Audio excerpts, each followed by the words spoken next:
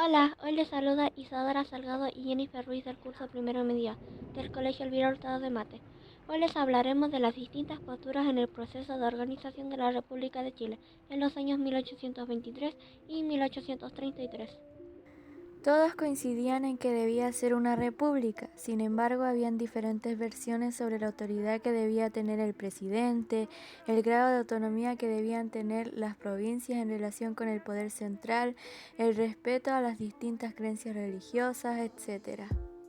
En este periodo todavía no existen partidos políticos, sino corrientes de opinión. Las discusiones giran en torno al tema de las características de la autoridad, participación y derechos ciudadanos. Estos grupos eran Los conservadores. El sector político de extraterritoriales dominante en el gobierno hasta la segunda mitad del siglo XIX, identificados como el Estado unitario, centralizado y estrechamente ligado a la Iglesia Católica. Combatió las ideas políticas liberales y reformistas, aunque incentivó el liberalismo económico y el tradicionalismo social. Pretendía mantener las estructuras coloniales con la salvedad de que los aristócratas reemplazarían las autoridades españolas. Sus enemigos los tildaron de pelucones.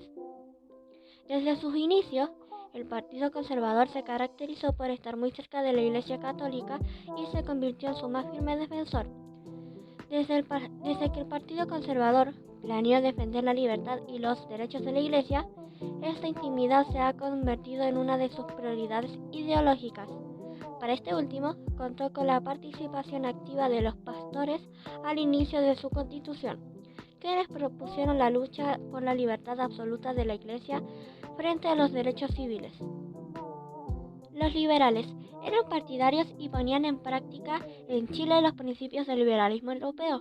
Los conservadores lo llamaban pipiolo.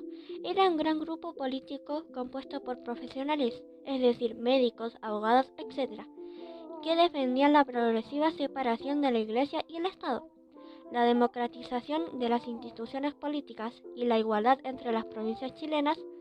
Hubo ciertas diferencias entre reformistas, radicales, demócratas y terratenientes liberales. los estanqueros. Fue un grupo comerciante defensores de un gobernante fuerte y centralizado. Su líder fue Diego Portales. La defensa de los monopolios comerciales y el fin de los aranceles e impuestos a las ganancias.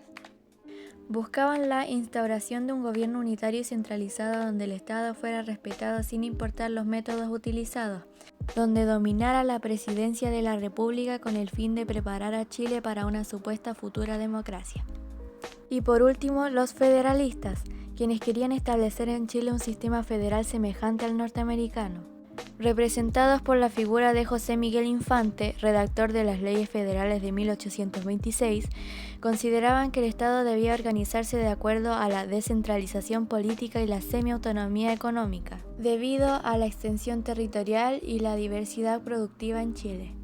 Con el fin de contar con leyes que permitieran administrar y gobernar al país, se elaboraron diversos ensayos constitucionales que representan distintos modelos de organización, como la Constitución Moralista del año 1823, redactada por Juan Egaña, que plantea educar a la población a través de leyes federales de 1826. Tras la renuncia de O'Higgins en 1823, asumió como director supremo el general Ramón Freire Serrano. Más preocupado de realizar la campaña de Chiloé como último reducto de manos españolas, dejó la redacción de una nueva constitución en manos del Congreso, liderado por Juan Egañas, quien dio forma a la denominada Constitución Moralista de 1823, la cual, desde sus inicios, tuvo grandes dificultades para ser puesta en práctica, tanto por su engorroso articulado como por las demandas por parte de las provincias de una mayor participación política mediante la implementación de un sistema de gobierno federalista.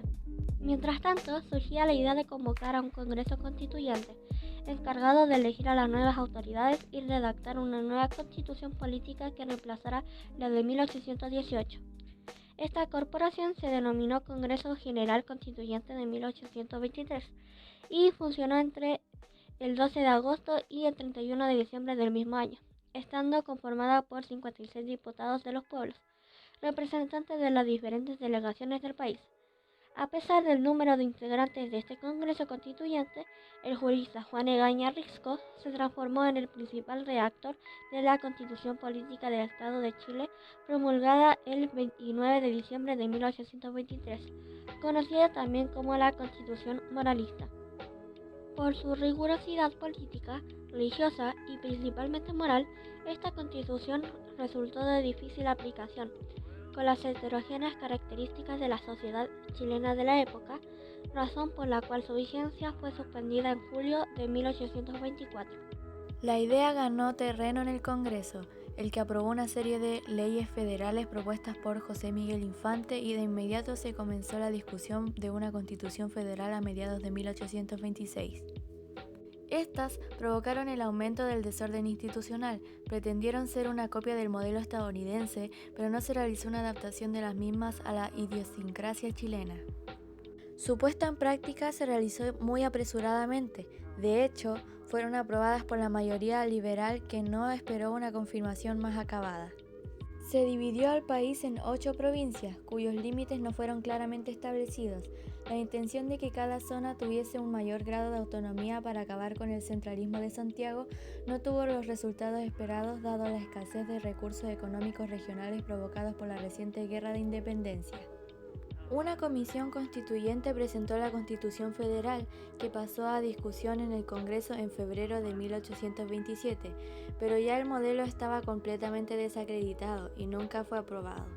La Comisión Nacional Provisoria, que sustituyó al Congreso, puso fin al ensayo en junio de ese año. El federalismo fracasó porque Chile carecía de tradiciones regionalistas y de un territorio extenso y diverso. La mayoría de provincias eran incapaces de sostenerse económicamente y tampoco contaban con las personas interesadas e idóneas para formar asambleas provinciales. La división territorial además provocó fuertes disputas entre las provincias. Ramón Freire, descontento con las iniciativas del Congreso, presentó su renuncia. En este complejo escenario, volvió a gobernar por un corto periodo Ramón Freire, quien, ante la hostilidad del Congreso, debió dimitir. En su reemplazo asumió el general liberal Francisco Antonio Pinto, quien llamó a las elecciones para formar un nuevo Congreso Constituyente, en el que los liberales, tras alcanzar la mayoría, promulgaron la Constitución Liberal de 1828. Si bien determinó un poder centralizado, tomó de las iniciativas federalistas la mantención de las asambleas provinciales, organismos que permitían a los territorios cierto grado de autonomía. La realidad del país era muy diferente de lo propuesto en la nueva Constitución, donde se mantenían algunos principios de las leyes federales anteriores, las cuales ya no habían resultado. Además, le otorgaban muchas libertades al gobierno central. Tras años de negociaciones y conflictos con la facción conservadora, la Constitución de 1828 fue parte del proceso político que llevó a una parte de la élite liberal al poder. Esta fue redactada por José Joaquín de Mora bajo el gobierno de Francisco Antonio Prieto. Determinó un Estado unitario pero descentralizado y amplió el derecho a sufragio. Fue criticado tanto por conservadores como por liberales, ya que no se adaptaba completamente a sus intereses. Bajo su gobierno, secundado por Portales en los ministerios de Interior y Guerra, se promulgó la Constitución de 1833, que sentó las bases en un régimen autoritario que trajo la anhelada estabilidad al sistema político chileno. Establecía una república presidencial donde el poder supremo lo tenía un presidente elegido por un colegio electoral cada 5 años. Finalmente, estableció un monopartidismo virtual del Partido Conservador, al entregar al Poder Ejecutivo el manejo de las elecciones, que se mantuvo hasta 1861. Muchísimas gracias por su atención. Estaremos dejando la bibliografía en la descripción de este video por si gustan visitarlas. Se despide cordialmente Isadora Salgado y Jennifer Ruiz.